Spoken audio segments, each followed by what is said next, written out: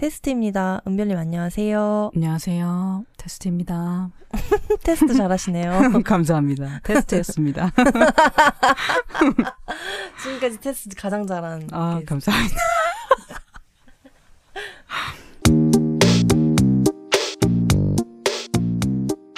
은별님 안녕하세요. 안녕하세요. 네, 오늘 기분이 좀 어떠신가요? 기분이요? 기분 약간 배부르고 졸리기도 하고 긴장 조금 되기도 하고 그렇습니다. 아침 지금 9시인데 네. 일단 말씀드리고 싶은 게 은별님의 집에 초대해 주셔서 너무 감사하다. 감사합니다. 감사합니다. 저도 와주셔서. 지금 은별님이 저희 집 윗집에 살고 있잖아요. 네, 이른바 작은 배 하우스. 네. 은별님이 언제 입주하셨죠? 작은 배 하우스에? 제가 한 달 정도 된 것 같아요. 지금 10월이니까 9월. 맞네요. 한 달 정도 되네요. 한 달 후기 들려주실 수 있을까요? 저 생각을 해봤는데요. 이 집의 장점이 일단 해가 잘 들고 환기가 잘 되고 그리고 제가 치즈레이즈 다니면서 약간 탐냈던 가구들이 저희 집에 있어가지고 같이 살 수 있어서 좀 행복하고 그 외에 소신님이 준비해주신 칼이 되게 잘 들고 그리고 그릇들이 좀 예쁘고 또 밑에 소신이 있어서 좋고 강단이 있어서 좋고 거의 제가 지금 시킨 것처럼 장점을 너무 많이 읊어주셔서 제가 황송하네요. 작은 배 하우스가 뭔지 모르는 강소파 친구도 있을 것 같아서 잠깐만 설명하자면 작은 배 하우스는 강단과 소신이 살고 있는 같은 건물의 윗집이죠. 저희가 처음에는 이 공간을 마련하고 뭘 해야 할지 사실 잘 모르겠는 상태에서 어디 갔다가 우연히 은별님을 만난 거예요. 그래서 은별님이랑 이야기를 하다가 은별님이 요즘 제주 시내에 집을 알아보고 있다. 라는 희소식을 들은 거죠. 그래서 덜컥 잡아서 이제 저희 집을 보여드렸는데 그 과정에서 좀 새로운 상상을 하게 된 것 같아요. 이 집에 은별님 같은 우리의 친구들이 살게 된다면 어떨까? 내가 어떤 공간을 살 곳을 정할 때 보통은 그런 걸 보잖아요. 이 집 평형이 얼마고 월세가 얼마고 그런 걸 보는데 그게 아니라 이 집에서 내가 살게 됐을 때 만날 이웃이 누군지를 좀 고려할 수 있으면 어떨까.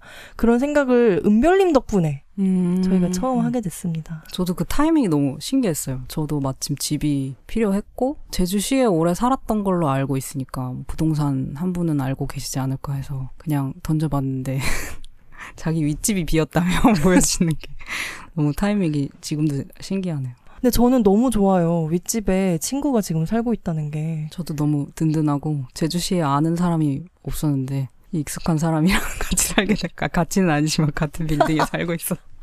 근데 너무 물리적으로 가까워서 거의 같이 사는 기분이긴 해요. 맞아요. 아니 은별님이 직접 구운 머핀도 갖다 주시고 아버님이 강원도에서 보내주신 가지도 갖다 주시고 근데 그 갖다 주는 방법이 너무 웃긴 거예요. 저희 집 보일러실에다가 놓고 문자를 남겨주세요. 아니 이게 갑작스럽게 똑똑똑 두드리고 가지 주러 왔는데 이렇게 하기도 그렇고 또 그렇다고 전화로 이렇게 미리 해가지고 가지 줄 건데 지금 계시냐 이렇게 물어보기도 약간 좀 뻘쭘하고 저랑 시간이 안 맞을 것 같기도 하고 그래서 그냥 보일러실에 놓고 가면 언제나 차가 가겠지 이런데 냉동식품 같은 건 이제 못 주겠죠. 그렇게 하면. 냉동식품은 전화로 알려주세요. 네, 전화로 알려드릴게요.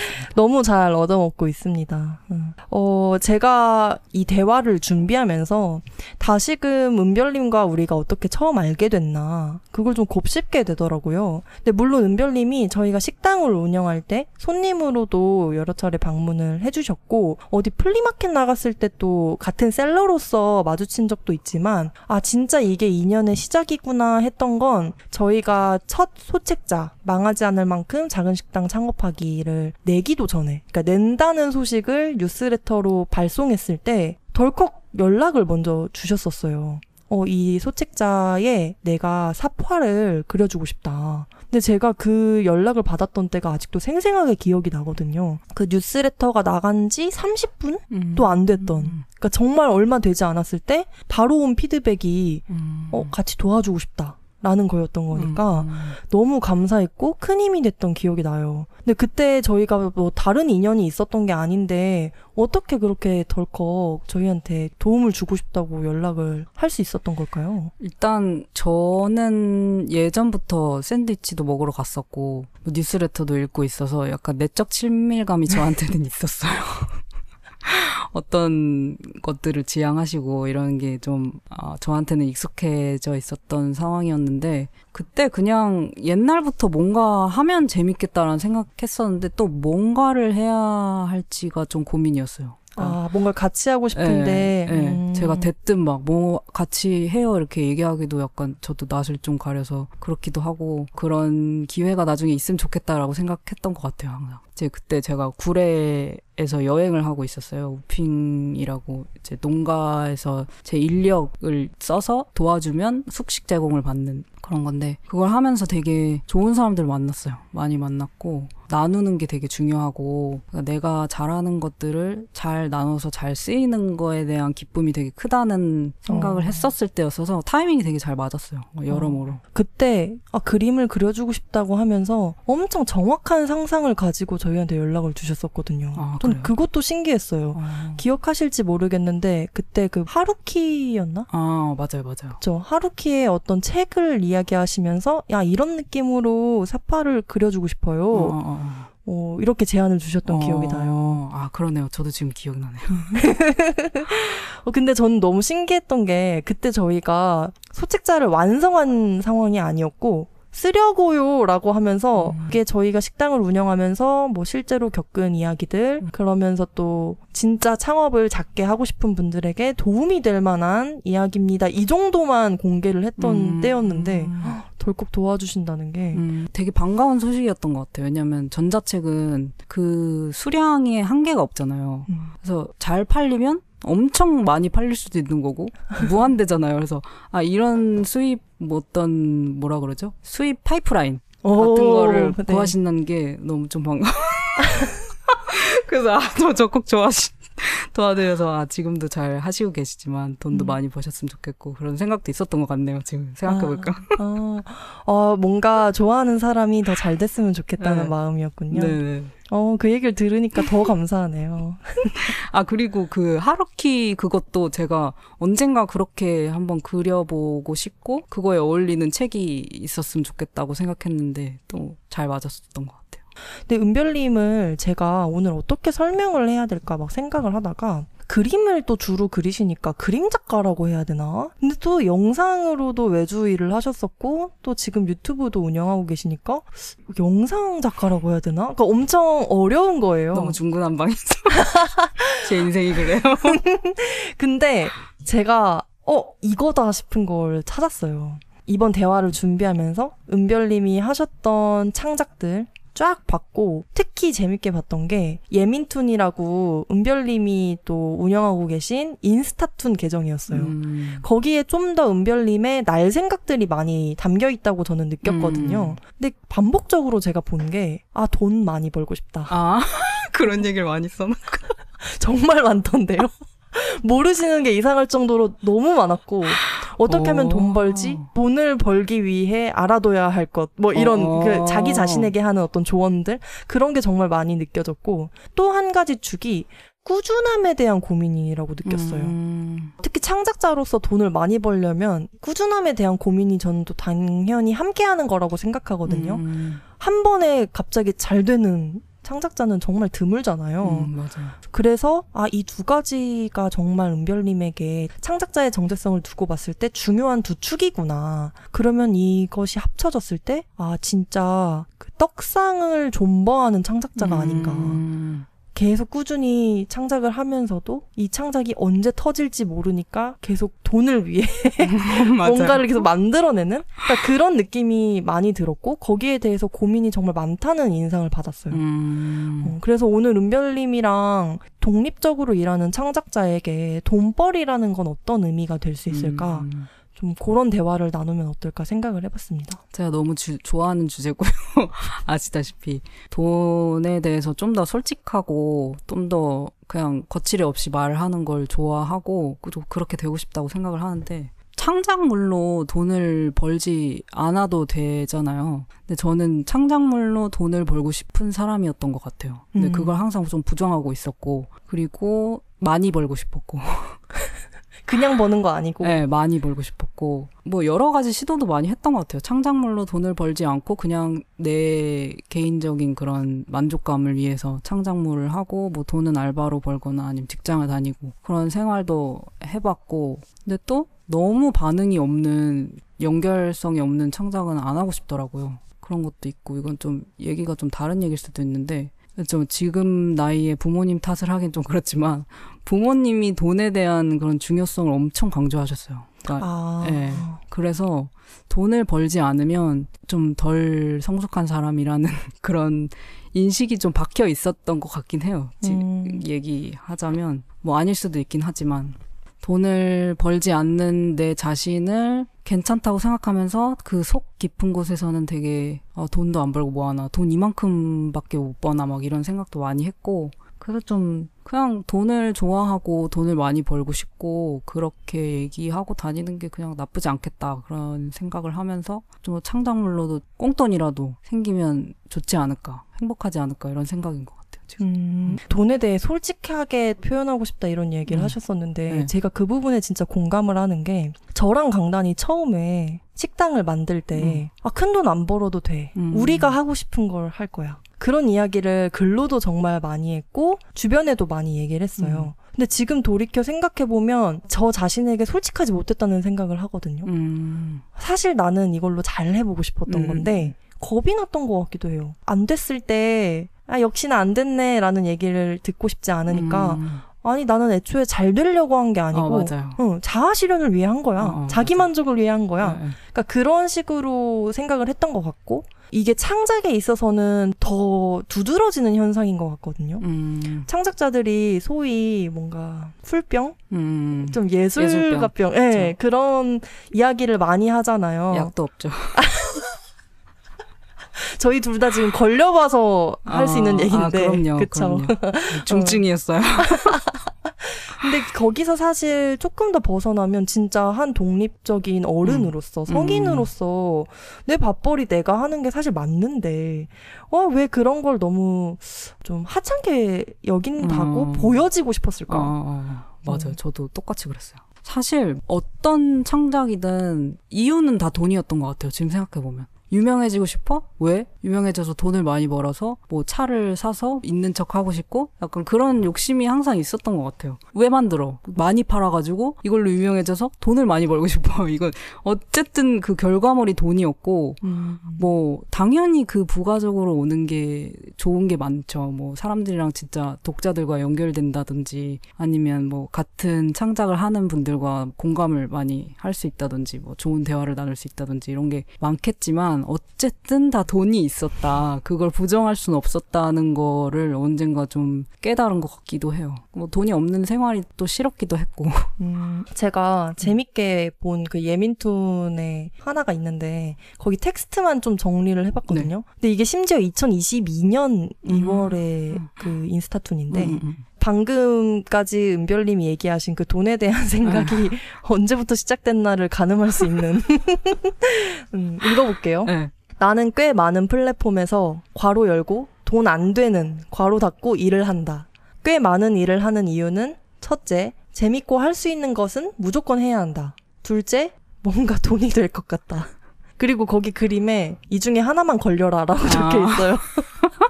그리고 셋째, 마무리를 짓지 못하고 저지르길 잘한다. 그래서 항상 새로운 걸 저질러 오다 30이 넘어 꾸준히 해온 게 없다고 느껴서 요새는 존버 인생을 살려고 한다. 이런 게 있어요. 기억나세요? 기억 하나도 안 나요. 근데 그런 생각을 했었구나. 지금도 그런 생각을 하고 있는데 신기하네요. 그래서 이걸 딱 보고, 은별님이 어떤 새로운 일을 벌일 때, 특히 창작의 영역에서 시작을 할 때는, 이거 해보면 잘 될 것 같다. 근데 그게 어느 정도는 돈과 연결이 되는데, 그게 또 단순히 무슨 부자가 되고 싶다거나, 부귀영화를 누리고 싶다는 것만은 아닌 것 같다. 이런 인상을 받아서, 오늘 제가 은별님을 떡상 존버 창작자로 설명하면서 지금껏 해오신 다양한 일들에 대해 얘기를 나눠보고 싶어졌어요. 저도 왜 그랬나, 뭐 창작물을 무슨 이유로 만들었나 지금 생각해보려니까 정말 답이 안 나오는 것 같고, 설명을 잘 못하겠네요, 저에 대해서. 그렇게 딱 정의해주시니까 맞네요. 저는 항상 떡상을 바라고 있었네요. 마음에 들어 해주셔서 기쁩니다. 그래서 이제 시작을 하면서 지금까지 아까 뭐 은별님이 그림도 그리시고 영상도 만든다 이렇게 간단하게 언급은 했지만 돈을 벌기 위해 했던 창작들을 살짝 리스트를 좀 읊어보고 시작을 해보면 어떨까 싶어요. 생각나는 거 그냥 편하게 간단하게 얘기해 주시면 좋겠습니다. 옛날에 삼삭 토스트라고 이삭 토스트 버금가는 비건 길거리 토스트를 만들어보고 싶다 해서 친구랑 그거를 만들었었어요. 이제 양배추 들어가고 막 그런 토스트 있잖아요. 그거를 비건으로 해서 만들어서 팔아보자. 저렴한 가격에. 그것도 했었고, 그리고 다시 입자 프로젝트라고 구제 티셔츠를 잘 빨아서 제가 새긴 건 아니고 제가 글씨 쓴 거를 자수를 새겨서 팔자. 뭐 그런 프로젝트도 했었고, 독립출판물도 냈었고, 최근에 엽서도 만들었었고, 또 인스타툰도 했고, 유튜브도 했고, 막 이렇게 했다고 얘기하는 게 다 꾸준히 하고 있는 거는 아닙니다. 참고로. 그중에 몇 가지만 좀 꾸준히 하고 있는 것들도 있는데, 아무튼 했던 걸로만 치면 좀 그 정도 될 수 있을 것 같네요. 제가 이거 지금 은별님 빠뜨렸다 하고 메모해놓은 게 네이버 블로그도 계속 하신 것 같던데? 맞죠? 네이버 블로그도 했어요. 네, 글도 쓰시고. 혹시 그것도 돈 벌려고 하신 건가요? 했었죠. 그걸로 무슨 뭐 애드센스랑 뭐 체험단 이런 걸로, 그러니까 생활비도 메꿀 수 있고 돈도 벌 수 있다고 해서. 근데 그거를 그렇게 돈 버는 블로그를 만들려면 그 유형이 딱 있어요. 자기만의 그런 감성이 엄청 뛰어나지 않는 이상 그 후기 같은 거를 좀 잘 써야 되고, 그래서 이거는 내가 이걸로 돈을 벌고 싶으면 아예 블로그 계정을 따로 파야겠다 이래서 지금은 그쪽으로는 좀 접은 상태고. 근데 그 외로도 비누도 만드셨고. 맞아요. 네. 그쵸. 상호 이름도 다 지어놨어요. 이솝저솝이라고. 제가 공예를 좀 좋아하는 것 같아요. 그러니까 만드는 그런 것들이 좋은데, 문제는 이게 다 좀 쓰레기가 되는 것 같은 생각이 들더라고요. 그래서 없어지거나 이렇게 태울 수 있거나 뭐 아무튼 사라지는 그런 굿즈 같은 게 뭐가 있을까 했는데, 제가 옛날부터 비누 되게 좋아했거든요. 비누는 선물 받아도 제 입장에서는 뭔가 부담스럽지 않았어요. 그냥 어차피 쓰면 다 없어져 버리고, 그리고 내가 되게 마음에 드는 비누면 뭐 장식장에 이렇게 전시해놔도 괜찮고, 그래서 비누를 좀 만들어서 팔아볼까 해서 비누 디자인 생각만 하고 이제 창업 준비 아주 초기 단계라고 볼 수 있습니다. 근데 그 디자인이 너무 독특했어요. 그러니까 아까 이솝저솝이잖아요. 네. 그러니까 이솝이라는 실제 그 브랜드에서 뭔가 착안하신 거죠. 네, 맞아요. 근데 진짜 비누가 그 틀니처럼. 네, 이빨 모양, 치아 모양 비누고, 이거를 뭐 시작도 안 했는데 막 불평불만 하는 것 같긴 하지만, 이거를 비누 모양으로 만드는 게 생각보다 되게 쉽지 않더라고. 그래서 좀 김이 센 지가 좀 됐죠. 몇 년 됐죠. 여기서 아까 그 인스타툰이 다시 떠오르는데, 마무리를 짓지 못하고 자지르길 잘한다. 제가 유종의미가 없어요. 근데 그 외로도 요즘에 그 이모티콘도 만드시는 거 제가 스토리로 봤거든요. 그 벌레가 트월킹하는 그런 애니메이션을 제가 보고 깜짝 놀랐던 기억이. 네. 이모티콘은 옛날에 사실 제가 머리를 밀었을 때 빡빡이의 지금 기억이 안 나는데 빡빡이 여행인가 막 이런 걸로 냈어요. 근데 3번 떨어졌어요. 그거 어렵다고 하더라고요. 네, 그래서 그때부터 또 김이 샜죠. 그래서 그것도 몇 년 지나고 이제 이모티콘은 한 번쯤은 해봐도 계속 조금 해봐도 괜찮겠다 이랬는데, 그 제가 곶자왈 공유화재단 청년 서포터즈였어요. 그래서 곶자왈 공유화재단에 대해서 제 SNS 채널을 통해서 홍보하는 그런 서포터즈 역할을 했었는데, 좀 그 경험을 바탕으로 곶자왈이랑 이모티콘을 좀 섞어서 그 수익이 나는 거를 곶자왈 공유화재단에 기부도 좀 하고, 그러면 되게 재밌는 프로젝트겠다. 그것도 생각만 지금 몇 달 했죠. 그래서 그것도 이제 언젠가 해야겠죠.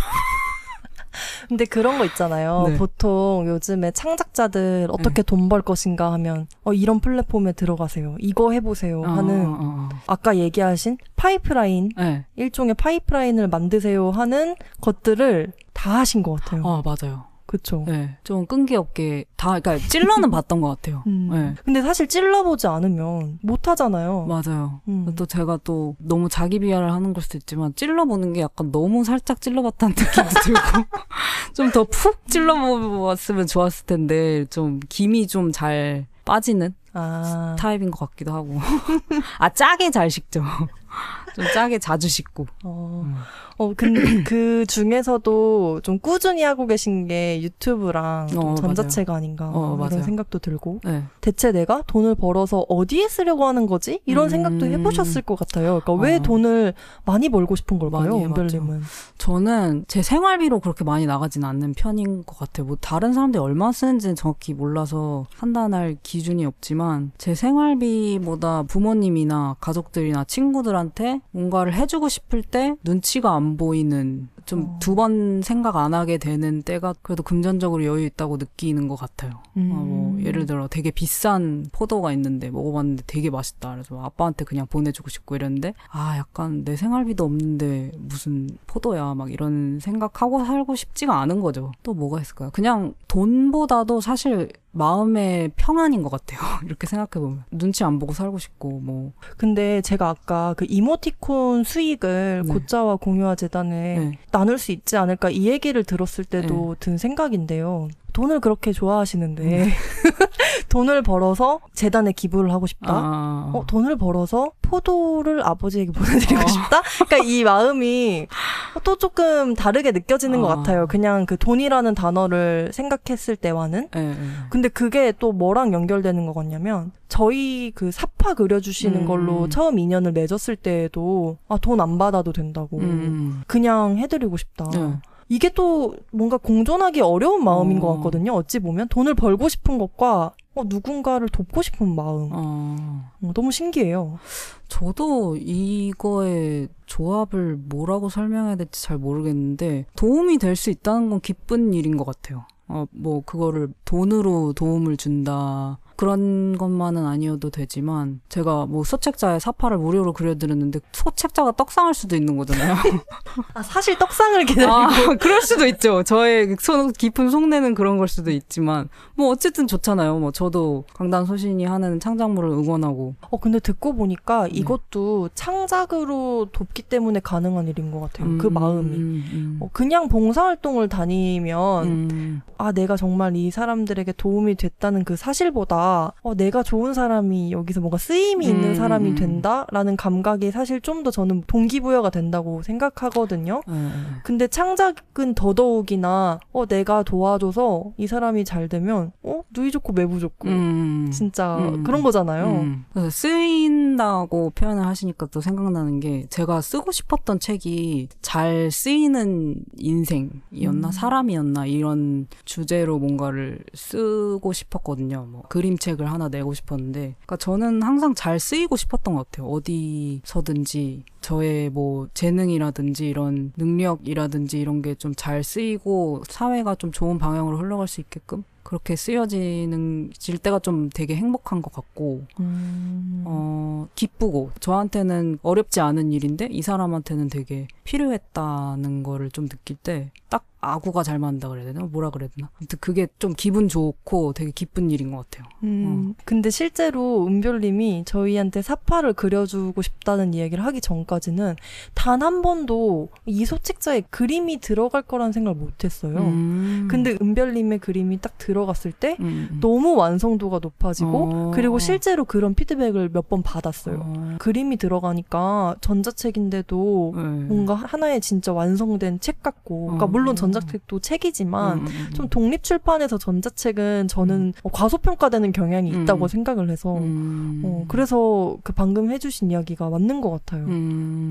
지금 회사를 다시 다닌 거죠? 예전에 회사 생활 하시다가 맞아요. 그쵸. 다시 다닌 건 얼마나 되신 거죠? 되게 오래됐어요. 마지막으로 퇴사한 지. 저도 마지막으로 퇴사하고 회사는 진짜 안 맞는다는 생각으로 그러니까 뭐 알바나 뭐 프리랜서 이런 걸로 좀 자리를 잡으려고 했던 것 같은데 그런 세월이 되게 길고 그런 시간이 지나가니까 느끼는 게 나는 시간이 너무 많으면 안 되겠다라는 게 깨달았어요. 너무 시간이 많으면 정신적으로 좀 피폐해지고 좀 나를 많이 굴려줘야겠다. 그리고 정규적인 수입이 제일 큰 원인이긴 했죠. 못하겠더라고요. 그리고 사회에 저를 설명하는 게 점점 자신감이 없어졌어요. 그러니까 막 이것도 하고 저것도 막 그림도 조금 그리고 요가도 하고 뭐 어쩌고 저쩌고 막 이렇게 하는데 제 스스로 너무 움츠러드는 느낌이 막판에 좀 있더라고요. 회사는 근데 그렇지 않잖아요. 저 그냥 회사 다녀요 이러면 끝나잖아요. 무슨 회사요? 이 정도까지만 가지. 제가 그 오랜만에 만났을 때 회사 요즘 다니고 계신다는 얘기 듣고 어때요? 창작하면서 회사 다니는 거 어때요? 하고 제일 먼저 물어봤던 것 같아요. 근데 그때도 비슷한 얘기 해주셨던 게 나를 어딘가에 가서 막 어렵게 설명하지 않아도 돼서 편리해요. 맞아요. 라고 하셨었어요. 맞아요. 확실히 있어요. 부정할 수 없어요. 근데 저는 그렇거든요. 은별님이 다양한 창작을 하시는 걸 정말 멋있다고 생각해요. 그러면 그거에 빗대서 내가 이것저것 하는 것도 멋있다고 생각할 수 있어야 되는데 저도 그런 부분에 있어서 좀 자신감이 떨어져요. 그래서 누가 요즘 뭐하고 지내냐 하면 그냥 이래요. 설명을 잘 하고 싶어 하지 않게 되는데 사실 내가 잘 설명하면 이해해 주실 텐데 자신감이 떨어지는 부분이 있어서 그때 그 이야기를 듣고 이런 점에서 좋을 수도 있겠구나. 처음 생각을 해보게 된 것 같아요. 맞아요. 근데 제가 궁금했던 게 은별님이 생활비를 그렇게 많이 쓰시는 것 같지 않다 이런 얘기 하셨었잖아요. 그리고 실제로 그 유튜브 영상을 제가 열심히 봤는데 돈 안 쓰고 사시는 거에 대한 이야기도 많이 하시고 옷도 전혀 안 사는 챌린지도 하시고 그러니까 진짜 소비를 좀 억제하려고 원래 평소에도 노력을 많이 하신다고 느꼈거든요. 근데 그렇다면 회사원으로 버는 월급만으로 어느 정도 기본적인 생활이 유지가 되지 않을까라는 생각이 들었어요. 근데 그럼 보통 나는 아침 9시부터 저녁 6시까지는 창작자로서의 자아는 좀 지우고 열심히 돈을 벌고 나머지 시간에 내가 여유 있을 때 진짜 자아실현처럼 창작할래. 그러니까 이렇게 좀 구분할 수도 있잖아요. 근데 왜 은별님은 계속 그 이후로도 창작으로도 돈을 벌려고 노력을 하는 걸까? 그 점이 궁금했어요. 뭐 요새는 유튜브에 뭐 그림 작가의 일상 브이로그 이런 것도 많고 다른 직업을 가진 사람들이 어떻게 사는지도 잘 나와 있어서 어느 정도 상상은 하겠지만 저는 100% 저의 창작 수입으로 생활을 할 수 있는 게 아직은 상상이 안 되거든요. 저에게 그게 어떤 영향을 미칠지. 그리고 또 언젠가는 그렇게 해보고 싶은 마음도 있는 것 같아요. 그래서 이게 어떻게 될지 모르니까 이 씨도 심어보고 저 씨도 심어보고 막 이러는 스타일인 것 같은데 그래도 모르는 일 아닐까요? 내가 그 생활을 완전히 질려할 수도 있겠죠. 저는 그럴 수도 있다고 생각하는데 왜냐하면 창작에 대한 압박이 생기는 거잖아요. 어느 정도. 전업 창작자가 되면. 네네. 뭐 안 맞을 수도 있지만 이것도 안 해보았으니까 모르는 거고 그렇게 되려고 최소한 노력은 해도 괜찮지 않을까. 그러니까 회사원으로서 월급을 받으면서도 전업 창작자가 될 수 있는 가능성에 대해서 계속 열어두고 시도를 하고 계시는 거네요. 네. 저는 사실 이전에 다녔던 회사나 아니면 비정규직을 병행하면서 창작 활동을 하려고 했다가 좀 실패한 경험이 많았었던 것 같아요. 그러니까 너무 나태해지거나 아니면 창작에 아예 손도 안 댄다거나 그러고 나서 누가 잘 되는 거 보면 내가 사실 하고 싶은 게 저런 건데 막 되게 부럽다 막 이렇게 생각이 상기되는 거죠. 회사는 사실 회사에 대한 그런 엄청난 열정은 이제 없는 것 같아요. 제 창작물을 만들기 위한 어떤 투자금을 제가 끌어온다는 생각으로 다니고 있고. 근데 저는 예전엔 그랬어요. 이 회사가 가는 방향에 뜻이 있어야 일하지. 맞아요. 그게 제가 회사를 고르는 기준이기도 했고 그런 동료와 일하고 싶었어요. 저도. 맞아요. 근데 이제는 그게 어쩌면 가장 큰 동기부여가 아닐 수도 있다. 진짜 돈이 동기부여일 수도 있고 맞아. 독립이 동기부여일 수도 있고 그러니까 동기부여에 더 좋고 나쁨이 있는 게 아니라 잘 동기부여된 동료랑 일하고 싶은 거지. 맞아요. 네, 나랑 같은 동기를 가진 동료일 필요는 없을 수도 있겠다. 라는 생각을 많이 하게 돼서 저도 많이 내려놨어요. 저는 막 나의 직장은 이래야 되고 이런 동료가 있어야 되고 이런 환경이어야 되고 이런 비전을 갖고 있어야 되고 이런 생각을 되게 많이 했는데 많이 내려놓게 됐죠. 왜냐면 일단 제 스펙이 그렇게 뛰어나지 않고 첫 번째는. 두 번째는 그런 이상적인 데는 없다라는 거를 느끼게 된 것 같고 그리고 돈을 벌려고 다니는 직장인의 삶도 되게 멋진 맞아요. 일이라는 생각이 좀 바뀌더라고요. 생각이 많이 바뀌어서 많은 사람들이 사회초년생인 시기가 있잖아요. 20대 초반이나 중반 네. 그때 되게 놀고 있었어요. 그때 회사 생활 시작한 사람들을 되게 비웃었어요. 재미없게 산다고. 근데 지금은 그 사람들이 이제 과장이 되고 팀장이 되고 막 이런 거잖아요. 너무 존경스럽죠. 내가 저랬어야 되는데. 내가 예술병에 걸려가지고. 진짜 웃기다. 근데 저는 그런 생각도 들어요. 창작자에게 경제적인 독립, 진짜 어른으로서 내 생계를 책임지고 그런 경제적인 독립에 있어서의 돈을 번다. 라는 의미뿐 아니라 창작자이기 때문에 돈을 번다는 게 다른 의미를 가질 수도 있지 않을까? 그런 부분은 어떤 생각을 하시나요? 저는 이거에 대해서 책도 좀 읽고 그래봤는데 제가 지금 말하려는 거보다 책이 더 잘 설명할 수 있을 것 같아요. 그 책 이름이 진짜 예술가는 가난하지 않는다 막 이런 책이거든요. 그런 책 있고 아무튼 비슷한 맥락의 책을 읽으면서 다들 어차피 돈 많이 벌고 싶어서 예술하는 건 아닐 수도 있죠. 근데 뭐 저의 경우는 그랬고. 돈에 대한 강단과 소신 에피소드가 있어요. 좋아했어요. 들으셨군요. 네. 역시. 근데 거기서 만약에 로또가 되면 1등이 진짜 된 거죠? 그러면 어떻게 살래? 이 질문이 어찌 보면 돈보다 내가 중요하게 생각하는 거 혹은 돈만큼 중요하게 생각하는 걸 좀 거울처럼 비춰주는 질문일 것 같다. 이런 이야기를 나눴거든요. 근데 은별님은 로또가 되면 돈이 되는 창작을 안 하실 건가요? 그건 아니에요. 절대 아니고 사실 이 질문 제가 되게 좋아하거든요. 친구들한테 맨날 물어보는데 저 로또 되면 뭐 하고 싶은지 얘기해도 되나요? 네, 말씀해 주세요. 되면은 일단 지금 제일 신나 보이시거든요. 일단 지금 사는 대로 똑같이 살 것 같아요. 특별하게 막 바뀌는 거는 없고 일단 제 이름으로 된 집을 하나 사고 싶고요. 뭐 아파트든지 장소는 상관없어요. 똑같이 사는 게 아니지 않나요? 맞아요. 아무튼. 아니에요. 네. 근데 거기서 실거주를 하지 않더라도 내 명의의 집 하나 있었으면 좋겠고 그 남은 돈은 잘 이렇게 배분을 해서 저희 오빠나 언니한테 말하지 않고 부모님한테 드릴 거예요. 반 딱 나눠서. 그러고 모르겠네요. 회사는 계속 다닐 것 같고. 그러니까 일적으로는 더 변화가 없을 것 같다는 이야기시군요. 없을 것 같고.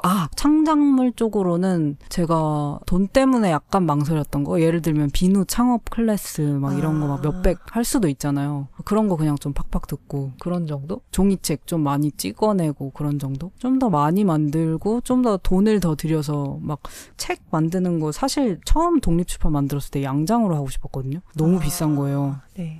그런 거에 대한 돈을 아끼지 않을 것 같긴 해요.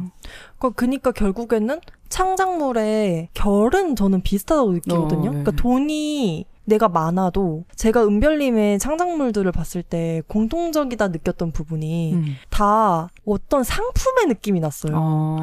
그러니까 그 안에 담긴 창작의 내용은 너무나도 개인적이고 은별님만 할 수 있는 어떤 독창적인 느낌이 있는데 그 결과물의 꼴이 너무나도 상품인 거예요. 그러니까 내가 돈을 내고 구입할 수 있는, 그러니까 살 수 있는 전자책, 뭔가 구독할 수 있는 유튜브 영상, 인스타툰 이런 형태니까 그게 저는 연결성이라고 보는 것 같기도 해요. 내 창작물에 돈을 줄 만큼의 어떤 사람들과 연결되어 있고 싶은 마음? 그러니까 내 창작물에 비용을 지불할 만큼 좋아하는 사람. 나를 좋아해주는. 네.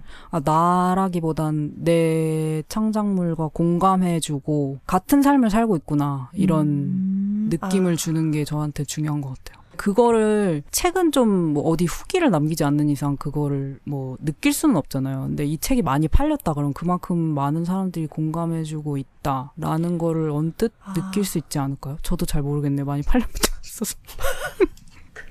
근데 제가 이렇게 이해를 하니까 쉬워요. 네. 작은 배 하우스 입주자시잖아요? 네. 근데 저희가 이 작은 배 하우스를 공짜로 드리는 게 아니잖아요. 네. 누군가에게는 다른 집보다 비싸다고 느낄 수도 있거든요. 물론 저희가 그만큼 어떤 더 편의를 제공하려고 옵션을 좀 더 많이 채워놓고 그런 건 있지만 네. 그냥 이 건물의 컨디션이나 이런 거에 비하면 비싸다 느낄 수도 있다고 생각해요. 네네. 근데 우리가 생각한 이 작은 배 하우스의 매력은 이 집 자체가 아니라 이 집에 살 때 내가 만들 수 있는 이웃이라고 생각하고 작은 배 하우스가 많아질수록 저희가 이 작은 배 하우스를 운영하는 취지에 가까워질 거라고 생각하거든요.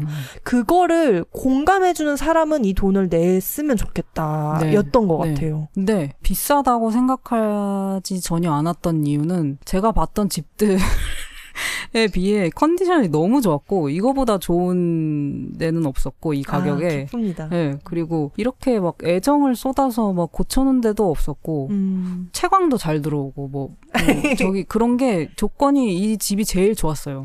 물론 밑에 이웃이 이미 있다는 것도 큰 이유지만 그냥 다 모든 게 저한테 좋았어요. 원래 저희가 작은 배로서 어떤 후원 기능도 없었고 그냥 어찌 보면 무료 콘텐츠만 발행을 하고 있었던 시절이 있어요. 근데 그때 가끔은 내가 이 글을 내면 누가 읽지? 가끔 좀 허해질 때가 있었거든요. 근데 후원자분들이 생기면서 내가 만드는 콘텐츠의 독자는 이 사람들이구나. 이 상이 생긴 거예요. 완전 동기부여가 다르더라고요. 네. 내 삶에 직접적으로 영향을 끼치잖아요. 내가 이걸로 시간을 벌어서 여유 있게 커피를 한잔 하면서 뭐 다음 작품에 대해 연구를 할 수도 있는 거고 직접적으로 미치는 게 아무래도 돈인 것 같아요. 그래서 그거를 지불할 만큼 너의 창작물을 좋아한다는 뜻인 것 같아. 지지하고 네가 창작을 계속했으면 좋겠고 공감한다 이런 뜻으로 받아들여지더라고요. 실제로 저도 그렇게 돈을 지불하기도 하고. 그런 마음으로. 그래서 그때 저희가 같이 식사할 때 이 얘기도 나눴던 것 같은데 요즘 세상에서는 내가 아무리 막 열심히 구독하고 무료로 구독해서 막 봐도 그러니까 애정을 쏟는 것 같아도 어떤 브랜드나 창작자에 근데 내가 실제로 이 사람의 어떤 창작물을 구입해봤거나 유료 구독을 해보지 않았으면 쉽게 나도 잊어버리는 거예요. 근데 돈을 한번 내기 시작하면 한 번만 내도 잊혀지지가 않는 것 같아요. 가끔 생각나고 요즘엔 거기서 뭐 하지? 근데 저는 그게 좀 오프라인 공간이 갖는 힘 같기도 하거든요. 왜냐면 무료로 찾아가는 그런 공공 오프라인 공간 말고 카페를 운영하거나 식당을 운영하면 거기에 그냥 마실 가지 않잖아요. 맞아요. 가서 꼭 뭔가를 먹잖아요. 근데 계속 여기에 내가 돈을 조금씩 지불하고 그래서 좀 더 손님이 많아지고 가게가 오래 유지되고 그게 손님과 사장 사이에 엄청난 유대관계를 만들어주는 것 같아요. 맞아요. 근데 그거를 온라인 상에서도 좀 구현해보고 싶은 것 같거든요. 진짜 내 창작물에 돈을 낼 사람들을 만나고 싶다. 네. 그리고 돈을 낼 사람들은 어떻게든 도움이 되고 싶어하는 사람들인 것 같아요. 네. 도움을 내가 주고 싶다는 사람들이 돈을 내는 사람들인 것 같아요. 근데 물론 그걸로 너는 나한테 뭐 좋은 사람 아닌 사람 나눠지는 건 절대 아니지만 확실히 힘이 되죠. 힘이 되죠. 특히 저희처럼 가난한 창작자들한테는 힘이 되죠. 또 제가 느껴지는 게 나 돈 벌래. 내 창작물로 돈 벌래 하면서 완전히 대중적인 혹은 상업적인 취향을 쫓아가는 사람들도 있잖아요. 그럴 수도 있고 당연히. 근데 은별님의 창작물들을 보면 사람이 많은 플랫폼에 들어가면서도 그 창작물 자체는 엄청나게 고유하고 개인적이고 독창적이라고 느껴질 때가 많아요. 그 안에서 뭔가 갈등이 있을 것 같기도 하거든요. 갈등이 확실히 있고 이게 제가 떡상을 못한 이유가 될 수도 있는데 어떤 돈이 되는 창작물을 항상 베끼려고 하는 노력이 저는 중요하다고 생각하거든요. 왜 저거를 저 돈 주고 저렇게 열광을 하는지, 저거 나 왜 보는지 모르겠는 사람들 왜 이렇게 많이 보는지 모르겠고, 막 그런 거 좀 객관적인 눈으로 보려고 항상 노력하는 것 같아요. 네. 일단 그거는 좀 포기한 부분이 있기도 해요. 제가 일단 하고 싶은 게 있고 그리고 싶은 그림이 있는데 이거를 완전히 접을 수는 없다는 거를 그렇게 생각을 굳힌 것 같아요. 그래서 그냥 이왕 하는 거, 뭐 이왕 꾸준히 할 거 내 맘대로 하자, 이런 생각으로 하는 것 같아요. 아무리 돈이 된다고 해도 내 색깔을 포기할 수 없다는 사실을 받아들였다? 네. 이렇게 이해해도 될까요? 네네네. 근데 이게 중요한 거는 떡상이 되지 못한 이유가 될 수도 있는 거죠. 좀 더 이제 대중한테 알아먹히기 쉬운 그런 거를 해야 되는 게 저의 숙제일 수도 있어요. 잘 모르겠어요, 저도. 근데 저도 잘 모르겠는 게요. 가끔 막 떡상한 어떤 컨텐츠를 보면 너무 새롭다. 이거 떡상할 만하다. 딱 보이지 않아요? 네, 그런 게 있잖아요. 이런 게 떡상해야지. 이런 그쵸. 아, 제가 그런 비슷한 느낌을 받았던 게 첫 번째가 관아. 아세요? 그 요리하면서 노래 만들고 애니메이션 요새 같이 하는. 그건 몰랐어요. 그만뒀어요. 은퇴했어요. 아, 그러셨구나. 근데 그 관아 영상을 처음 봤을 때 그게 갑자기 막 30만, 50만 이렇게 찍을 때 이런 게 떡상이지. 막 그런 느낌을 받았었고. 근데 그 말은 너무 대중의 취향과 어떻게든 그 알고리즘을 타려고 막 노출 잘 될 것 같은 단어는 확 넣고 썸네일 막 그렇게 만들고 그게 답이 또 아니라는 거잖아요. 알 수 없는 것 같아요, 이거는. 그럼 어쩌면 우리는 떡상은 하고 싶지만 우리답게 떡상하고 싶은. 그쵸. 아까 빠르게 떡상하는 걸 중요하지 않게 느끼는 사람들일 수도 있겠네요. 우리만의 속도로 떡상을 하고 싶은. 하지만 목표는 떡상이다. 네, 하지만은 떡상을 바라보고 있는. 오히려 어쩌면 떡상을 너무 빨리 하면 빨리 질지도 모른다. 맞아요. 그러니까 떡상은 정도의 문제일 수도 있지만 하냐 안 하냐의 문제. 아, 맞아요. 그러니까 너무 빨리 대단하게 떡상하려고 내 색깔을 버리진 말자. 감사합니다. 색깔을 버릴까 지금 고민하고 있었는데. 그러면 혹시 내가 이거는 타협했다. 이건 어떻게든 조금 더 대중에게 다가가기 위해 내 색깔을 좀 타협해봤다? 좀 그런 예시도 있나요? 이것도 기억이 잘 안 나는데요. 저는 유튜브 썸네일 만들 때 그러는 것 같아요. 저 썸네일 만드는 거 진짜 싫어하거든요. 뭔가 다 만들었는데 썸네일까지 막 이렇게 뭐 그리고 막 이래야 되는 게 전 너무 싫은데, 그래도 막 유튜브 성공하는 법 이런 거 보면 막 썸네일을 잘 만들어야 된다, 막 후킹 포인트가 있어야 된다 이러니까 미리 보기도 그래서 가끔 만들기도 하고 뭐 저기 하는데 사실 좀 귀찮긴 하죠. 그런 거 신경 쓰는 게. 전 그냥 올려놓고 까먹어버리고 싶은 스타일인데 또 떡상 하려면 그렇게 쉽지 않나. 그런 것까지 신경 써야 하나 봐요. 그쵸. 썸네일 어렵긴 해요. 근데 유튜브에 내용을 보면 너무 저는 새롭게 느껴졌거든요. 그리고 실제로 그런 댓글이 있더라고요. 이분은 담담한 귀엽고, 그러니까 그런 게 어떤 캐릭터처럼 느껴진다는 거니까. 그러니까 그런 댓글도 제가 봤었는데, 그 유튜브 채널 이름이 행성인 비잖아요. 채널에 대해서 조금 소개해 주실 수 있어요? 사실 환경 얘기하고 싶어서 만든 채널이고, 그 옛날 동영상을 보시면 아시겠지만 제가 전혀 나오지 않았었어요.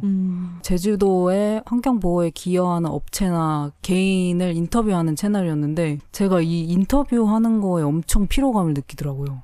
그래서 어떻게 하면 더 지속 가능하게 계속 꾸준히 올릴 수 있을까 생각하다가 그냥 제가 나와서 떠들어야겠다 이런 생각해서 바꾼 채널이고, 어쨌든 이야기는 환경 이야기를 하고 싶은데 또 막 맨날 플로깅하고 막 이럴 수는 없으니까 어떻게 사는 게 저한테 기쁨을 주는지에 대한 실험 같은, 저도 잘 모르겠어요, 정체성.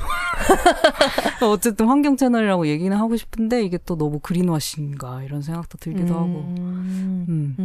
근데 은별님이 스스로 개인의 생활 안에서 환경이나 사회에 조금이라도 좀 덜 해가 가고 도움이 되는 방향의 실천들을 하시잖아요. 뭐 비건도 그렇고 아까 그 소비를 좀 줄이는 그런 것도 그렇고 그리고 지금 저희가 이 녹음을 은별님 집에서 하고 있는데 이렇게 곳곳에서 보이는 물건들도 그런 느낌을 제가 봤거든요. 근데 그냥 그런 걸 좀 솔직하게 보여주는 것만으로 뭔가 재밌으면서도 느끼는 바가 있는 좀 그런 밸런스가 있는 채널이 아닌가. 저는 그런 느낌을 받았거든요. 근데 그런 느낌을 받았던 이유가 너무 솔직해서 그런 것 같아요. 어떻게 이렇게 자기의 얼굴을 막 보여주지? 그러니까 이게 막 보여준다는 게 그냥 다 보여준다는 게 아니라 막 갑자기 얘기하다 하품을 막 하고 그 각도도 너무 웃겨요. 그러니까 자기를 예쁘게 보이는 각도가 아니라 아래에서 위로 찍고 막 난리가 나. 아니 근데 그게 너무 웃겨요. 그게 진짜 그 행성인 비채널만의 색깔이라고 느꼈거든요. 근데 또 저희가 그 떡상을 기다리는 창작자로서 은별님은 이 채널에 뭔가 어떤 영상을 누군가에게 추천한다면 어떤 영상을 제일 좋아하세요? 저는 지금 그 유튜브 영상 목록 보면서 혼자 웃는데 자기 채널을 제일 좋아하는 유튜버다. 제가 공을 제일 많이 들인 영상이 이건 것 같아요. 유리정수기 소개하는 대기업 기강 잡는 유리정수기. 해시태그 비전화 정수기. 무일푼으로 집에서 정수물 마시기. 이게 정수기를 만드시는 분이 계세요. 그래서 그 워크숍을 제가 들었었거든요. 그래서 이분이 너무 잘 되셨으면 좋겠는 거예요. 그래서 인터뷰도 하고 막 이래서 만들었던 막 멀티 카메라 쓰고 막 이랬었죠. 근데 그렇게 조회수가 좋지는 않아서 좀 속상하긴 한데 아무튼 이 정수기 되게 좋거든요. 그래서 만드신 분의 생각도 저는 너무 재밌어요. 이 영상 좀 추천해드립니다. 이 정수기가 지금 제가 보고 있는 맞아요. 저 싱크대 옆에 있는 그 브리타 안에 들어가는 맞아요. 그 필터 알갱이라고 해야 되나? 활성탄도 까먹었네요. 활성 뭐시기 야자탄성 뭐 좀 어렵네요. 딱 들어도. 영상에 보면 나와 있어요. 그래서 그걸로 이제 집에서 그냥 좀 영구적으로 쓸 수 있는. 한번 궁금하신 분들은 유튜브 한번. 체크아웃 해보시고. 근데 저는 그 영상 중에서 좀 더 은별님의 일상이 캐릭터가 드러나는 영상들도 재밌었는데 제 최애도 말씀드려도 되나요? 네네네. 가장 최근에 올라왔던 영상 중에 하나인데 패기 넘치는 30대 신입사원의 점심식사 모음인데 이것도 사실 제목만 보면 그냥 좀 일반적인 그냥 회사원이 도시락 싼 거 보여주는 그런 영상 같지만 그 초반에 그 은별님이 면접을 준비하는 시뮬레이션 영상이 들어가 있잖아요. 근데 그게 진짜 너무 웃긴 거예요. 제가 3번 봐도 너무 웃겨요. 정신이 나갔었나 봐요, 그때. 약간 오랜만에 면접을 보는데 장난으로 어떻게 좀 긴장감을 해소하고 싶었는지. 너무 웃겨요. 근데 저는 영상의 그런 내용도 재밌었지만 편집 스타일이나 이런 것도 좋다고 느꼈고 그리고 너무 영상 편집을 잘하세요. 그리고 또 예전에는 영상으로 외주 같은 것도 받아보려고 하셨었다고 해가지고 대학을 다닐 때 영상이나 좀 디자인 이런 거 전공하셨나? 싶었는데 알고 보니 또 미국에서 연기를 공부하셨다고. 맞아요. 연기를 공부했고 엄청난 돈을 들여서 진짜 학비를 내가면서 연기를 공부했는데 중퇴인가요? 자퇴인가요? 나오는 게. 자퇴했고 지금은 전혀 관련되지 않는 일을 하고 있는 건가? 관련이 좀 되나? 모르겠는데 아무튼 유튜버로서는 좀 관련이 있을 수도. 관련이 있을 수도 있죠. 네. 근데 처음에 왜 연기를 공부해야겠다 생각하셨어요? 왜 그랬지? 저희 오빠가 연극영화과였어요. 고등학교 때. 근데 그때 저희 오빠랑 저랑 8살 차이가 나는데 저는 오빠를 항상 좀 동경했던 것 같아요. 막내 동생으로서. 오빠가 그때 좀 많이 놀고 다녔는데 그런 것도 되게 멋있어 보이고 나도 좀 양아치같이 다니고 싶고 막 그랬는데 오빠가 막 무대에서 그렇게 하는 거 보고 너무 멋있는 거예요. 그래서 나도 저거 해야겠다 이러고 그때 가려고 엄청 노력을 했었죠. 근데 결국에는 안 할 거면서 왜 그렇게 돈을 들이고 그랬는지 좀 아쉽긴 하지만 그때에 대해 후회가 좀 많긴 해요. 사실 요새 생각하는 게 그냥 학교 가지 말걸. 아예. 네. 학교 가지 말고 또 뭐 학비에 돈도 들이지 말 걸. 왜 그게 한 가지의 저에게 유일한 옵션이라고 생각하고 왜 그랬었는지 좀 의아해요. 아, 대학에 가는 것이? 네. 대학에 가고 그러니까 연기도 공부를 한다는 것이 그쵸. 누군가가 가르쳐주는 거를 배우러 가는 게 연기자가 될 수 있는 유일한 길이라고 생각했던 것도 저는 되게 웃긴 것 같아요. 지금 만약에 연기가 하고 싶었다면 그냥 부딪혀보든가 대학로 그 극단 같은 데 가서 부딪혀보든가 그런 식으로 했을 텐데 왜 그때는 학교에 그렇게 집착했는지 모르겠어요. 근데 비슷한 이야기를 저도 강당은이랑 같이 많이 해요. 근데 왜냐면 저도 대학에서 물론 많은 걸 배웠지만 그러니까 수업에서 배운 것 같지 않거든요. 같이 그냥 어울렸던 친구들한테 배운 것 같고 근데 그거는 제가 성인이 되면서 독립을 했기 때문에 겪었던 변화라고도 생각을 해서 꼭 내가 학교라는 환경에서 그걸 겪었어야 했나? 그냥 학비도 맞아. 있고 그 유튜브에 이어서 다른 창작물들 네. 이야기를 해보고 싶은데 네. 제일 먼저 또 얘기하고 싶은 게 그 종이책으로 만드신 네네네. 방구인간 네네 맞아요. 이거든요. 네. 일단 그 방구인간에 대해서 네. 간단하게 설명 좀 해주실 수 있을까요? 방구인간은 제가 처음에 왜 만들고 싶었냐면 방구가 되게 창피한 그런 능력은 아닌데 아무튼 자연스러운 생리현상이잖아요. 방구 능력일 수 있죠. 능력 맞아요. 근데 이게 만약에 뭐 맹장 수술을 한 사람한테는 방구가 막 박수칠 만한 그런 일이잖아요. 네. 그래서 만약에 우리가 다른 환경에 살고 있었다면 우리한테 약간은 창피한 능력이나 재능 같은 게 어떻게 비춰졌어, 어떻게 달랐을까 막 이런 생각하면서 방구인간이라고 그린 것 같아요. 그러니까 근데 제가 그리면서 좀 의도에 좀 비껴나간 것 같기도 하고 그래서 뭐 결국에는 무슨 메시지를 주는 책인지 저도 잘 모르겠는데 아무튼 시작은 그랬죠. 뭐 그거는 이제 읽는 분들이 네. 알아서 느껴주시지 않을까. 이게 볼륨이 그렇게 두껍지는 않은 네. 간단한 드로잉 베이스의 네. 그림책이고 네. 좀 정방형의 조그만한 한 손에 들어올 만한 이제 크기의 책이죠. 네. 근데 제가 궁금했던 건 딱 인스타그램에 은별님 계정 프로필에 딱 보면 아예 첫 줄이 방구인간의 저자 이렇게 적혀 있어요. 맞아요. 그러니까 그만큼 이 방구인간을 은별님 스스로가 뭔가 대표작처럼 여기신다고 느꼈거든요. 그래서 그 이유가 뭘까 궁금했어요. 사실 별다른 이유는 없고 그게 제가 처음 만든 물질적인 창작물이기도 하고 그게 아마 그나마 좀 많이 퍼져 있는 것 같거든요. 제 생각에는. 막 그 플리마켓도 나갔고 뭐 어디 지금 독립 서점 같은 데도 몇 군데 나가 있는 것 같고 그래서 그나마 좀 사람들 눈에 많이 띄었던 것 같아서 그거 그냥 저자라고 쓴 것 같아요. 근데 요즘에는 전자책을 더 많이 만드시는 것 같아요. 맞아요. 그죠? 가장 최근 작이 이제 내 팬티 어디 갔어? 맞아요. 그리고 또 젖꼭지의 여행 이런 책들이 있어요. 딱 제목만 봐도 이런 상상력을? 이걸 그림으로 그려서 그림책을? 그러니까 이런 생각을 들게 하는 소재들이죠. 그림책은 어디서 영감을 얻어서 이렇게 이야기를 만드실까 궁금했어요. 사실 그 질문을 똑같은 질문을 DM으로 받았어요. 이런 걸로도 전자책이 되냐고. 똑같은 질문이 아닌가? 뭔가 뉘앙스가 다른 것 같은데? 아무튼 그 DM이 갑자기 생각이 나네요. 뭐라고 답하셨나요? 그럼요. 웃음 이렇게 하면서. 전자책이 될 수 있죠. 네, 그럼요. 이랬죠. 거기다 승질을 낼 수는 없으니까. 그 영감은 보통 산책하거나 아니면 예전에 제가 등산 많이 다녔었는데 등산하면서 좀 적어놨던 것들 지금 이제 창작물로 만드는 것들도 있고 자연에 있을 때 영감을 얻는 것 같기도 하고.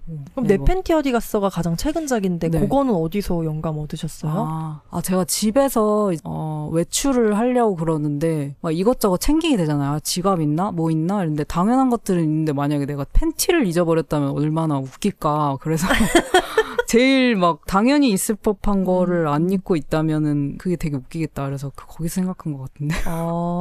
그렇구나. 근데 제가 이 두 작품을 보면서 또 느낀 게 은별님의 그 이야기 속의 주인공들은 계속 뭔가 여행을 떠나거나 사라지거나 그러니까 좀 길을 잃는 것 같은 거예요. 지금 젖꼭지도 여행을 떠났고 제가 그 전자책을 그 웹사이트에 들어가면 볼 수 있어서 무료로 공개하고 계시니까 봤는데 젖꼭지가 자기 자리를 잃어버려서 맞아요. 자기 자리를 찾으러 다니는 이야기였고 내 팬티 어디 갔어도 팬티가 길을 잃은 거잖아요. 집 맞아요, 안에서. 맞아요. 그러니까 왜 그렇게 계속 길을 잃을까? 은별님의 이야기는. 저도 이 인터뷰 질문 받고 되게 웃었는데요. 저도 왜 그러는지 모르겠는데 그냥 제가 되게 길을 잃은 사람처럼 표현하고 싶나 봐요. 저를. 실제로 길을 잃었다는 뭐 해야 될지 잘 모르겠다는 생각도 많이 했던 것 같고 요새는 잘 안 하는데 아마 그때쯤이었던 것 같아요. 그러니까 창작물로 돈을 벌고 싶은데 그 마음에 대해 부정하거나 아니면 나는 창작물로만 돈을 벌어야 돼 막 이런 생각에 아니면 휩싸여 있었던 때나 뭐 아니면 창작물은 돈 안 벌어도 돼 그냥 나는 알바나 직장만 다녀서 생활을 유지해도 괜찮아 이렇게 생각해 막 그런 어떤 삶을 살아야 될지 막 고민하면서 근데 그 방구인간 보더니 내 얘기라고 하더라고요. 예전에 요가 다녔던 요가 선생님이 그러시더라고요. 그 방구인간이 은별님 같다고요? 네. 그래서 내 얘기 아닌데 이랬는데 돌이켜보니까 내 얘기였던 것 같기도 하고. 근데 어느 정도 자기 안에 어떤 걸 또 꺼내 보이게 되기 마련이니까 네. 의식하지 못하더라도 근데 오히려 그런 거는 가까운 사람들이 더 정확하게 봐주는 경우도 있는 것 같아요. 근데 방금 하신 이야기가 너무 인상적인 게 저도 그런 것 같거든요. 작은 배로서 돈을 벌어야 돼. 내가 돈을 번다면 알바는 아니었으면 좋겠어. 그러니까 그 열망이 너무 강하면 오히려 내가 작은 배로서 뭘 해야 될지 헷갈리고 길을 잃는 느낌이 들고 또 반대로 작은 배는 그냥 자아 실현만 하고 다른 걸 좀 해봐야 되나? 막 과외해야 되나? 그러니까 솔직히 지금도 그런 고민을 하거든요.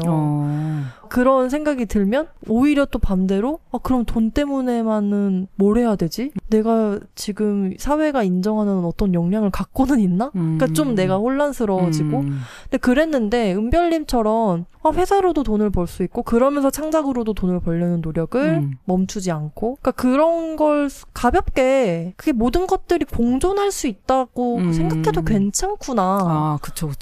유두리 있게. 네. 오히려 내가 너무 뭔가 내 인생의 방향을 창작에 있어서 결정 내리려고 했나?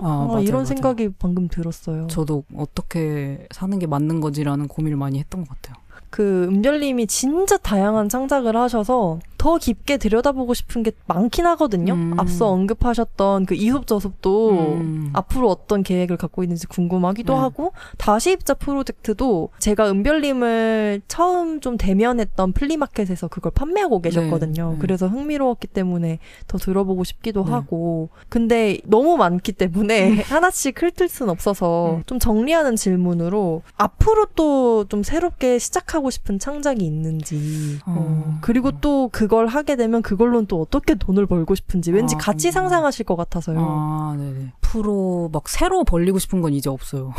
좀 하던 거에 좀 하던 거나 잘하자는 그런 마음가짐이고 일단 비누를 몇 년 전부터 하고 싶었으니까 투자를 해서 좀 시작해봐도 좋지 않을까. 뭐 비누 수업을 듣거나 아니면은 창업을 하는데 조금 더 뭐 지원금을 받으려고 노력한다던가 그런 거를 좀 적극적으로 하고 싶고 그리고 뭐 그 중간중간에 전자책 생각나는 거 있으면 내고 싶고 유튜브, 비누, 그림 이렇게 하고 싶어요.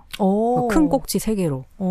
그림으로 저도 제가 일러스트레이터가 되고 싶어 했던 것 같거든요.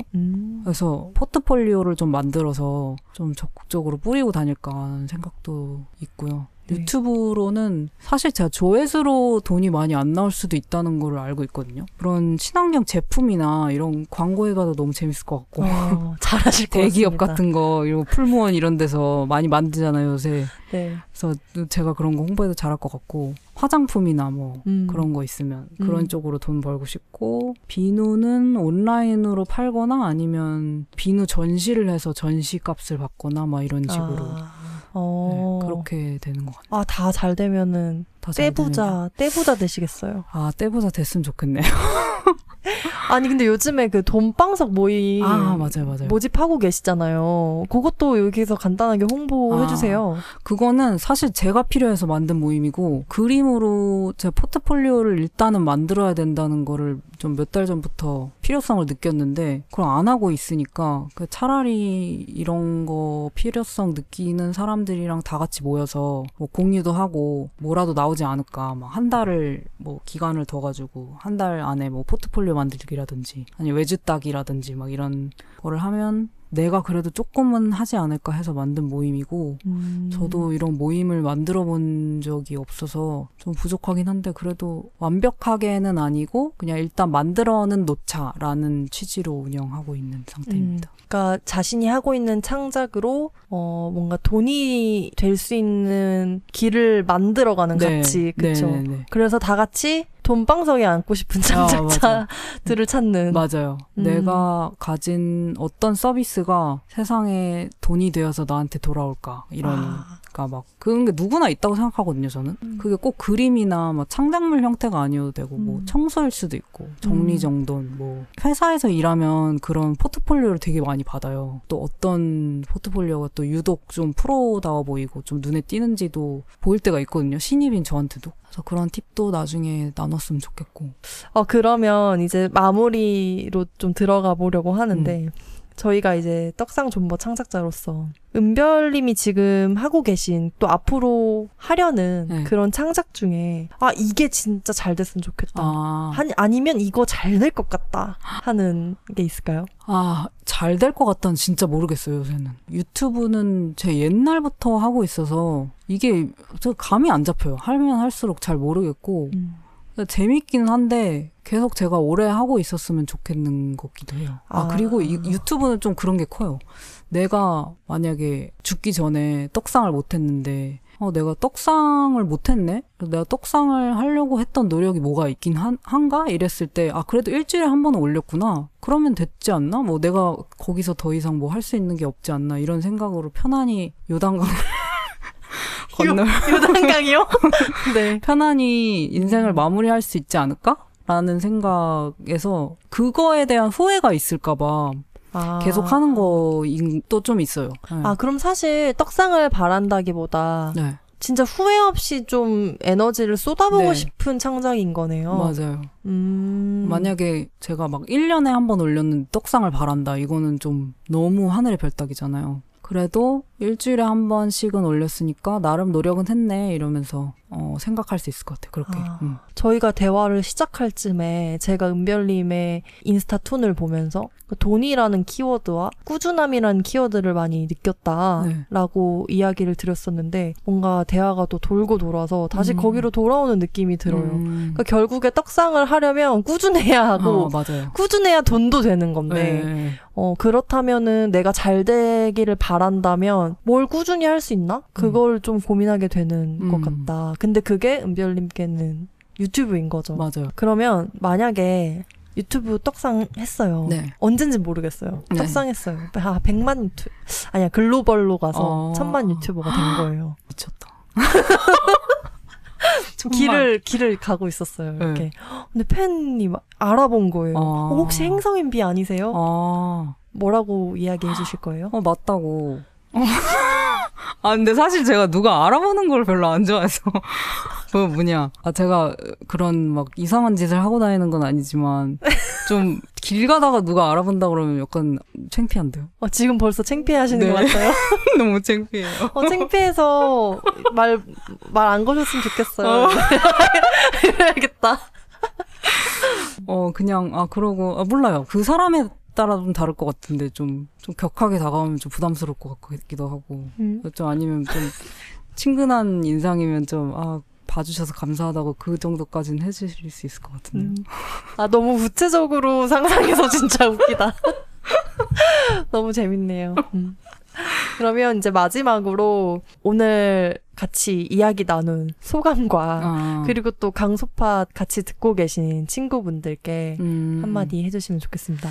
일단 나와서 제 얘기를 할 수 있는 게 되게 재밌는 경험이었던 것 같아요. 왜냐면 저도 녹음 전에 좀 생각을 해보게 되더라고요. 저도 무슨 생각을 갖고 있었는지. 그리고 저는 치즈레이지 이제 샌드위치 먹으러 다니면서도 항상 제가 알고 있잖아요. 뉴스레터나 이거 밥 먹으면서도 얘기했는데 뉴스레터나 유튜브도 봤었고 솔신이 만드는. 그래서 저는 어느 정도의 정보를 되게 많이 알고 있잖아요. 근데 저에 대해서는 모르시잖아요. 알 길이 없었잖아요. 그때는 진짜 몰랐죠. 근데 제가 또 저 봤어요. 막 다 나도 그래요. 막 내가 그때 그거 듣고서 막 나도 공감해요. 그랬다고 이렇게 대뜸 얘기하기가 좀 멋쩍은 거예요. 그래서 언젠가 좀 그런 기회가 있었으면 좋겠다 생각했는데 가까이 이사 와서도 그렇고 이 녹음하면서 제 얘기를 좀 많이 할 수 있었던 것 같아서 좀 그게 이퀄이 된 것 같아서 서로 알고 있는 정보가 좀 그래서 기분이 좋고요. 그리고 청취자는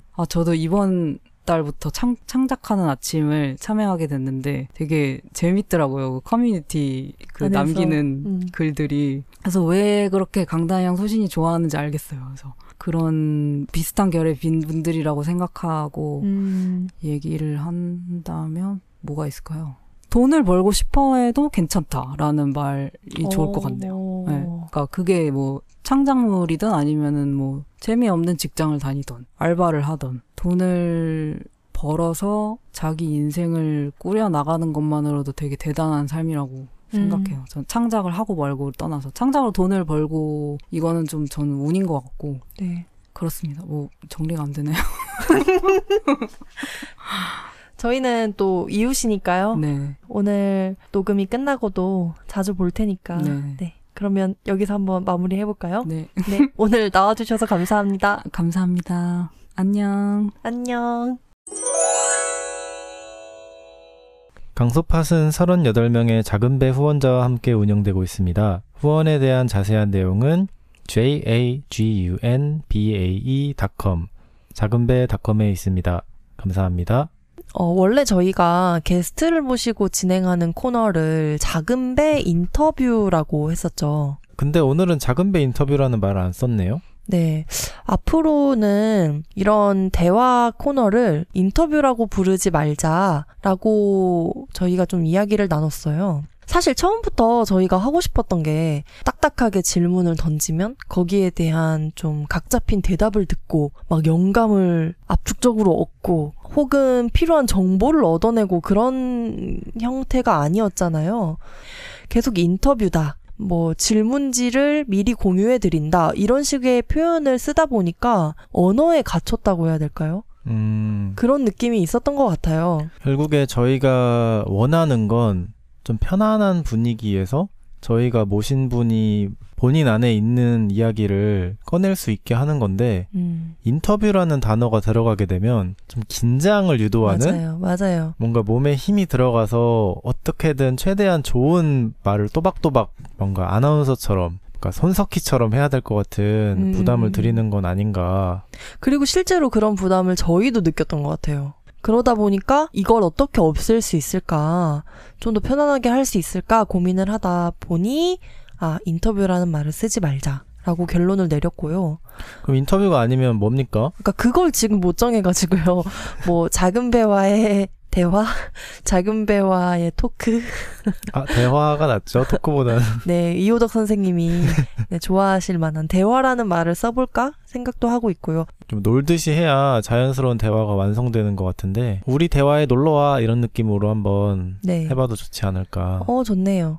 그래서 오늘 제가 은별님과 이야기를 나눌 때 좀 더 제 목소리를 많이 내기도 했고 편안한 톤으로 이야기를 할 수 있었던 것 같아요. 재밌는 컨텐츠가 나오지 않았나 기대를 해봅니다. 저희가 이번 한 주는 정말 평소와 달리 저녁 외출이 잦은 일주일이었던 것 같아요. 이번 주에만 저희가 연극을 2편을 봤는데 제주에 살면서 연극을 처음 봤어요. 저도 성인이 돼서 처음 본 것 같아요. 그 서울에 있어도 대학로 연극이 정말 재밌고 뭔가 볼 때마다 만족도가 엄청 높기는 했는데 성인이 돼서는 잘 가지 못했던 것 같거든요. 오히려 어릴 때는 가족끼리 가서 그 유명한 연극들 있잖아요. 라이어 같은 연극들 보고 그랬는데 성인이 돼서는 막상 잘 찾아가지 못했던 것 같아요. 근데 오랜만에 제주에서 연극 보니까 너무너무 좋았습니다. 저는 대학생 때는 서울에서 그런 게 있었어요.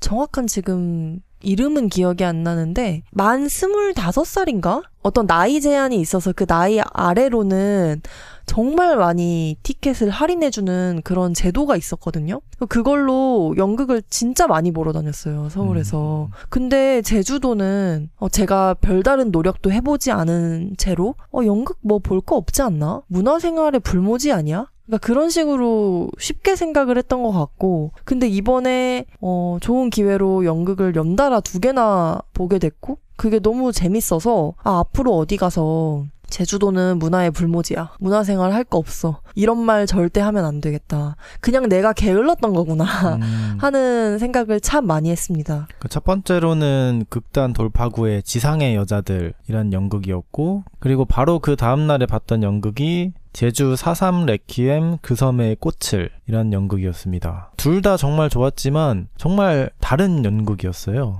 지상의 여자들 같은 경우는 좀 더 대사가 많고 스토리 라인이 확실하게 있어서 낯선 형식의 연극은 아니었던 것 같아요. 그래서 더 빠르게 몰입했고, 내용은 그렇게 가볍지 않았지만 뭐 이해하기가 어려워서 좀 힘들어 이런 생각은 전혀 없는 좀 친숙한 느낌의 연극이었고, 내용이 구주라는 가상의 도시가, 한국의 도시가 있는데 그 도시에서 약자나 여성을 향해 폭력을 휘두르던 남성이 불가사의하게 한 명씩 사라지기 시작하면서 그 도시에 생기는 일들을 다루고 있었어요. 근데 원작 소설이 있다고 하더라고요. 그래서 그 소설을 바탕으로 이야기를 새롭게 쓰신 것 같았고, 근데 이 정도 설정은 이미 이 극을 보러 가기 전에 알고 갔기 때문에 좀 뻔하게 전개될 수도 있겠다라는 생각을 하기도 했는데, 훨씬 더 그에 대한 상상이 구체적이어가지고 재밌게 봤습니다. 그리고 그 섬의 꽃을 같은 경우는 대사보다는 이 몸으로 표현하는 4.3 사건에 대해서 가지고 있는 개인적인 메시지를 몸으로 전달한다는 느낌을 많이 받았거든요. 그래서 아무래도 언어보다는 행위로 표현을 했을 때는 직관적이지가 않잖아요. 네. 보는 사람 입장에서도 저게 무슨 뜻이지? 저 동작은 무엇을 나타내는 걸까? 이렇게 고민을 하면서 보다 보니까 또 그 나름대로 몰입을 충분히 할 수 있었고, 연기자분들이 정말 온몸을 바쳐서 몰입해서 그 최선을 다한다는 게 뭔가 확 와닿으니까 저는 두 연극을 볼 때 소름이 돋았거든요. 뭔가 오랜만에 이렇게 누가 내 바로 눈앞에서 막 자기 표현을 하는 모습을 보니까 그랬던 것 같은데, 그 섬의 꽃을 같은 경우는 정말 관객이 20명도 안 되는 정도의 작은 규모였어서 진짜 바로 눈앞에서 배우분들이 몸짓을 하셨거든요. 근데 아무래도 4.3 사건이 뭐 유쾌한 내용이 아니잖아요, 애초에 그 사건 자체가. 그래서 좀 고통스러워하는 몸짓, 좀 강렬하고 몸이 꺾일 것 같은, 뼈와 살이 정말 아릴 것 같은 그런 강한 몸짓들을 제 눈 바로 앞에서 하니까 진짜 좀 그 감동이 있었고 계속 생각이 나는 것 같아요. 충격이 있어서. 근데 생각해보니까 저희가 이렇게 연극에 관심을 갖게 된 게 좀 창작하는 아침의 덕분이 아닌가? 라는 생각도 드는 게요. 창작하는 아침에 함께하고 계신 몇몇 분이 제주도에서 극단 활동을 하고 계세요. 근데 저는 그게 참 신기했거든요. 그 전까지는 너무 관심이 없었다 보니까 제주도에도 극단이 있구나, 지역 극단, 그리고 거기서 열심히 활동하는 우리 또래의 분들이 있구나 라는 게 신기했단 말이죠. 근데 거기서 이제 관심이 넓어져서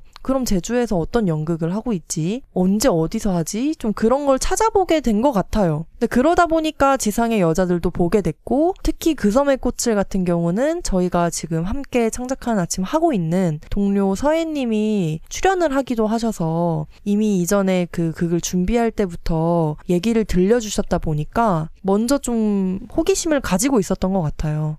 저희가 제주에 살면서 창작으로 돈을 벌고 생계를 유지하려는 사람들이잖아요. 네. 그렇다면 저희와 같은 지역에서 또 열심히 고군분투하는 다른 창작자분들도 열심히 우리가 응원을 해야 하는 거 아닌가. 맞습니다. 근데 이전에 그런 얘기 들은 적이 있거든요. 제주도에서 연극이나 이런 공연 같은 거 보면 좋은 점이 서울에서보다 저렴하다. 너무 저렴해요. 네. 뭐 영화 티켓이랑 이제 다를 게 없습니다. 물론 영화관에 가서 영화를 보는 것도 소중한 문화생활이기는 하지만 똑같은 시간에 똑같은 돈을 쓴다면 좀 더 그 지역에서 문화를 만들어가는 창작자분들을 응원할 수 있는 소비를 우리가 할 수 있다면 좋겠다.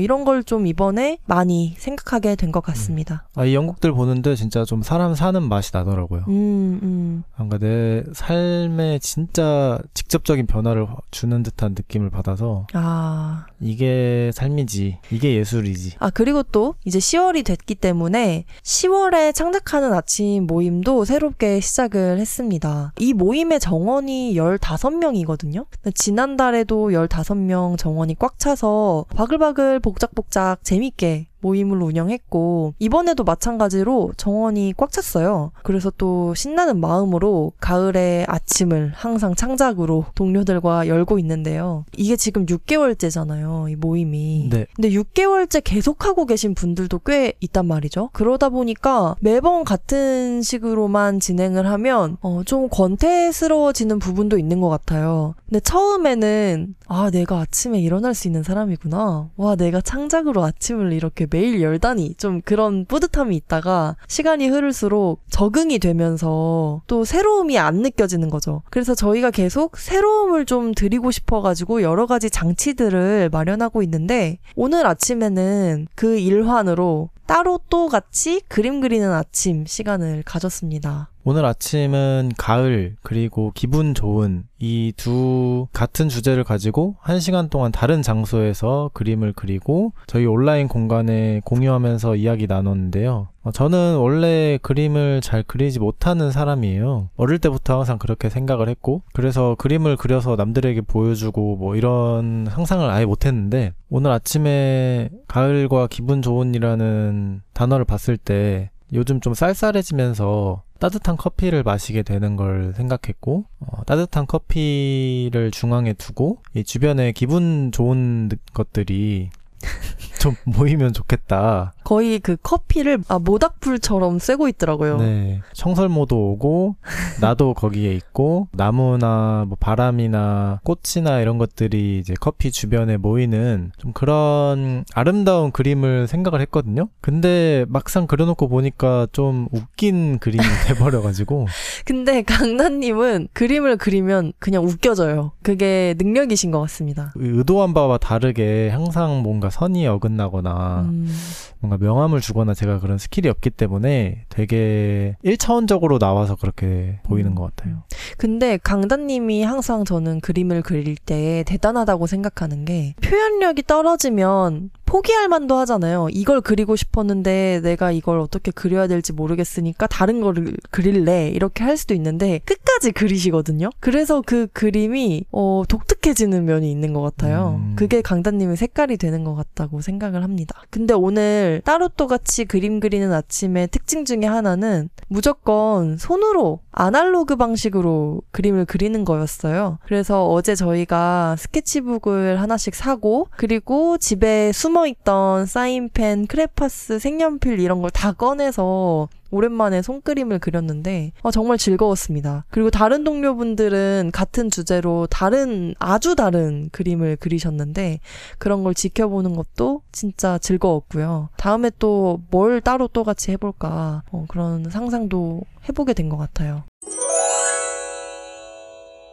강소파 친구들이 남겨준 댓글을 읽어보겠습니다. 스포티파이에 김영선 님이 남겨주신 댓글인데요. 오늘 에피소드 너무 좋아요. 3번 들을 거예요. 이렇게 간단하지만 너무나도 기분 좋은 댓글을 남겨주셨어요. 이 댓글은 가장 최근 에피소드죠. 우리가 찾던 진짜 어른 교육자 이호덕의 본질에 달린 댓글인데요. 저희가 이 이호덕 선생님 에피소드를 발행하고 이번 에피소드 진짜 좋다. 우리만 만들 수 있는 에피소드가 나온 것 같다. 그러니까 이런 말을 했었는데 또 영선님이 재밌게 들어주시고 또 한 번이 아니라 2번, 3번 들을 만한 가치가 있다고 생각해 주시니까 정말 다행이고 고맙고 화이팅입니다. 다음은 유튜브에 또 같은 에피소드에 지키미님이 남겨주신 댓글입니다. 강소파 덕분에 이호덕 선생님 책을 몇 권 주문했어요. 제가 찾던 회초리가 되어주었으면 좋겠어요. 이번 에피소드도 정말 재미있게 들었습니다. 회초리가 되었으면 좋겠다고 하셨는데 너무 아프게 맞진 않으셨으면 좋겠습니다. 지키미님 댓글 감사합니다. 어떤 책 사셨는지 궁금하네요. 워낙 책을 많이 쓰셔가지고. 맞습니다. 지키미님이 또 저희 창침 동료셔가지고 캐나다에 살고 계시잖아요. 저희 강소팟에도 항상 댓글 자주 달아주시는 분이신데 가까이 살았다면 저희 책을 빌려드릴 수 있었을 텐데 아쉽다는 생각도 듭니다. 아쉽네요. 다음은 작은배닷컴에 단님이 남겨주신 댓글입니다. 안녕하세요. 오랜만에 작은배 공간에 와서 결초 보은을 보았습니다. 저는 몇 달간 무언가를 시작해야 한다는 압박감과 불안에 휩싸였던 것 같아요. 생각만 하고 시도는 못하는. 그러던 제가 오늘부터 2주간 요가 지도자 과정 수업을 들어가게 됩니다. 요가도 초보지만 이런 시도들이 저에게 필요했던 것 같아요. 아직도 나의 마음이 어떤지 잘 모르겠긴 합니다. 2주 뒤에는 있는 그대로 나를 이해해주고 받아들일 수 있는 사람이 되어 돌아오겠습니다. 제가 최근에 초보라서 행복해요 라는 제목의 작은배 레터를 발행했거든요. 작은배 레터는 저희가 매주 일요일 아침마다 강소팟이 올라가는 날 같이 구독자님들께 보내드리는 편지인데요. 매번 간단하게 좀 주제를 정해서 그 주제에 대한 짤막짤막한 글들을 담고 있어요. 제가 요즘에 지난 에피소드에서 마무리할 때 말씀드리긴 했는데 그 헬스장을 다니고 있잖아요. 좀 본격적인 근력 운동을 새롭게 시작하면서 헬스 초보가 되면서 하게 된 생각들, 초보라서 뭐가 좋은지 그런 이야기들을 담았습니다. 근데 단님이 아까 댓글에 그런 얘기를 하셨어요. 일단 시작을 해야 할 시기인 것 같아서 요가 지도자 과정에 들어가게 됐는데 아직도 내 마음이 어떤지는 잘 모르겠다. 근데 저는 이건 내가 이런 이유로 시작하는 거야. 이걸 끝내고 나면 이건 나에게 어떤 의미로 남아있을 거야. 정확하게 생각하고 시작한다는 건 불가능한 것 같아요. 오히려 좀 미지의 영역으로 많은 것들을 남겨두고 시작을 했을 때 정말 본의 아니게 멋진 것들을 만날 수 있다고 생각을 하고요. 그래서 단님이 내 마음도 모르겠는 상태로 새로운 도전을 하셨다는 것에 아주 큰 박수를 보내고 싶습니다. 이게 6일 전에 남겨진 댓글인데 그러면 앞으로 한 일주일 정도 요가 지도자 과정이 남아있지 않을까 생각이 들어요. 지금까진 어떠셨는지 그리고 또 다 끝냈을 때는 어떤 마음의 변화가 생기셨을지 나중에 방명록에 한 번 더 찾아오셔서 알려주셨으면 좋겠습니다. 지도자 과정이다 보니까 쉽지 않을 텐데 일주일간 잘 이겨내셨길 그리고 남은 일주일 충분한 배움 얻으시길 응원하겠습니다. 어떻게 되는지 꼭 알려주세요. 오늘은 떡상 존버 창작자 민은별님과 솔직한 대화를 나눴습니다. 저희는 다음 주 일요일에 다시 인사드리겠습니다. 여러분의 일과 삶에 강단과 소신을 빕니다. 감사합니다.